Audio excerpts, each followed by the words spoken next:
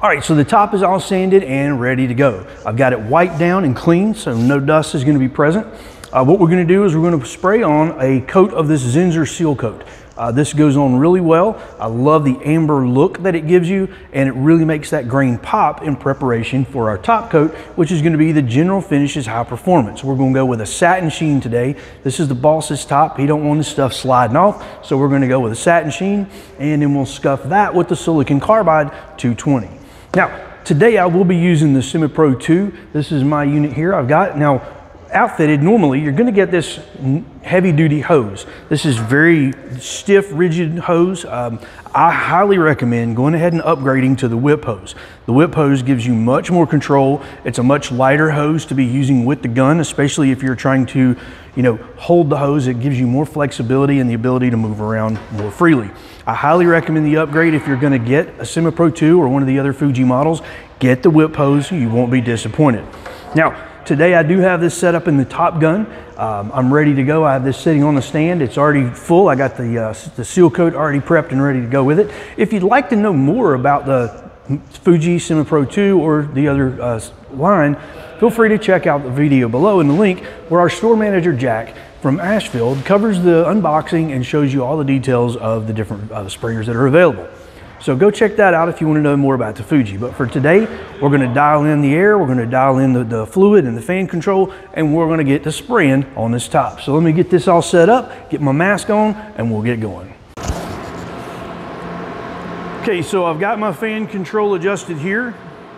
I will be adjusting the pattern there. The fan pattern will be adjusted here, but I adjust the width of the fan here, and then I have the airflow control that controls how much fluid's being evacuated out. The actual air control is done on the hose. I have that wide open, so we'll be closing this all the way up and then slowly opening this up until we get relatively the right pattern we want. I'll adjust this just a little bit to get the right distance on the fan, and then we'll do a test run on this piece of cardboard. So let's see what I can do.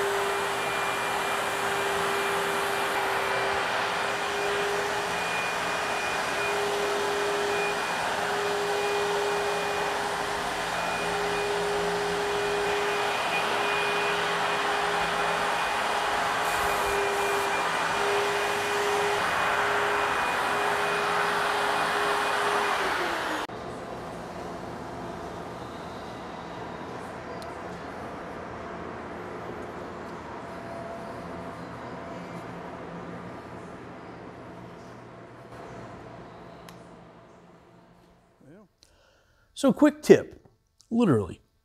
The different manufacturers will have different air caps or needles available for their guns, depending on what type of finish is being sprayed through it. In this case, my gun for the Fuji Semi-Pro 2 is the M model, and this particular card was the card held for the number 1mm tip, which is the one we used for the Sealcoat, for the general finishes Sealcoat. And you can see the number 1 has a very tiny hole opening compared to the number 2 in this hand, which has got a much larger opening. So these different air caps, they all correspond to each other. So this particular air cap, you would have a needle, you would have the tip, and then you would have the fan pattern, and it typically comes with the threaded piece. So all of this would come in your kit ready to go. So check your different manufacturers. Fuji has different tips that are available for these specific guns. Make sure the different tips will fit your gun, as well as check the different finishing manufacturers. Sometimes they'll offer charts as well. You can see that General Finishes has one on their website, and we'll pull up the graphic there for that. And you can also see that Fuji offers one on their website based on their recommended. And sometimes, in most cases, those will overlap. So in this case, we use the number 1 for the Sealcoat, and we're going to use the number 1, the 1.3, or we could have used the 1.5 for the General Finishes High Performance Top Coat. In this case, I'm going to use the 1.3, and we'll just see how it goes. So that was a quick tip. Always make sure that the right air cap set is correct for both your model of gun as well as the type of finish that you're going to be using. So once you've got your first coat on and it's dried, you definitely want to scuff between your first and following coats to make sure that you get a good bond with a waterborne urethane type finish like we're using here with the high performance. Whereas lacquer will melt together and it'll melt to the next layer. The water-based finishes do need to make sure that it's got a good, even, consistent scratch so it can properly bond and sit on top of that previous coat. And the perfect tool for that is these Ultraflex in the 220 grit. You could go 180, but 220 or 220 is ideal.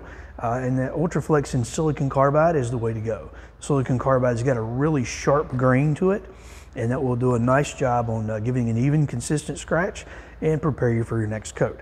Once you've scuffed it, feel free to come in with some kind of tack cloth or something like that to really get the surface clean and dust free, and you'll be ready to rock and roll with your second coat. Now, quick tip when you're using this to sand, you want a good grip on the pad, but you don't want to apply a lot of pressure. If you apply a lot of pressure, then you ruin the grain. The silicon carbide is friable and will fracture off. So you want to just barely enough weight with your hand to lightly scuff that surface and get a nice even result. That'll knock off the high spots. It'll give you an even scratch pattern across the surface and allow you to just literally come in with just a real light scratch, real light pressure to prepare that surface. And I like to use my hands across as opposed to this way, because what can happen if you go this way, actually the high spots of your fingers can actually create those indentions, but by going this way, it does allow you a little more even pressure and consistent use of the pad.